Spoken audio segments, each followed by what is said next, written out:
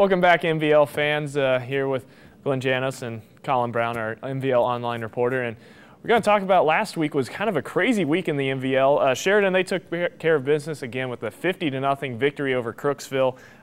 Philo, they had a strong second half against Morgan. They won that game 28-7.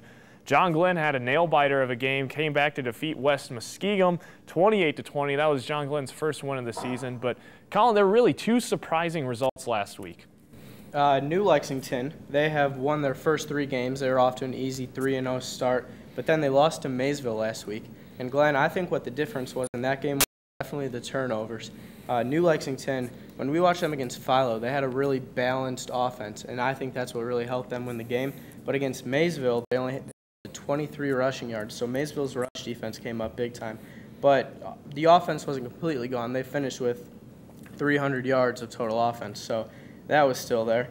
And then another game, Tri-Valley, they were also upset. They were rolling to a 3-0 start, as usual, as we expected. And then they had a poor showing against Dover, which Dover is it's a very tough Division III team. So we were expecting for it to be a good game, but exactly. So Tri-Valley lost to that. Coach Justin Buttermore of Tri-Valley had said that the offensive line just played terribly and had a poor effort the entire game.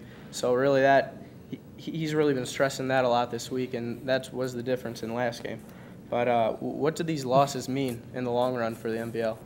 Well, it's kind of early to look at the postseason. We're only heading into Week 5, but just looking at them, New Lexington currently sits 14th in Division III, Region 11. So they're a little on the outside looking in. They'd have to go either 7-3 or 8-2 to have a chance at making the playoffs, in my opinion. And I think for that to happen, especially the 8-2, they would have to beat either Tri-Valley or Sheridan, and that would be a big victory for them.